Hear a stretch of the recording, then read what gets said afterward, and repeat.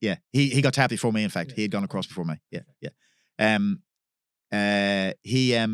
James said, look, I've made a decision that I'm going to sell off some of the media business to private equity, and I want to run a process, and the process is very simple.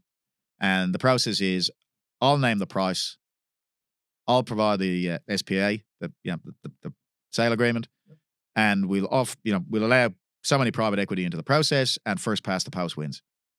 That's basically what he described to us, and that was the process that I ran.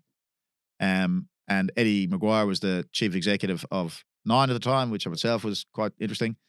And we ended up with two private equity, so CVC and one other, which I won't name. We're both at the line at the same time, at the finish line.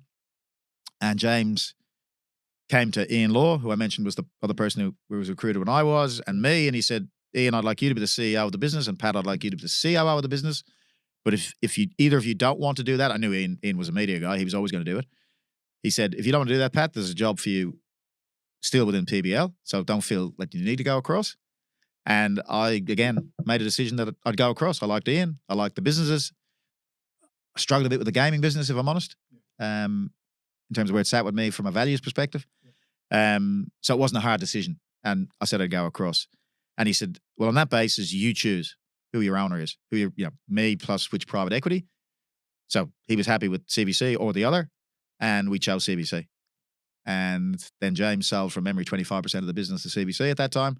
At the time, the magazine business was making best part of $300 million, it was $270 million of EBITDA. The television business was in a bit of a slump, was still making probably $100 million. So it was third at the time, I think. 10 was number one, 7 was 2, 9 was 3.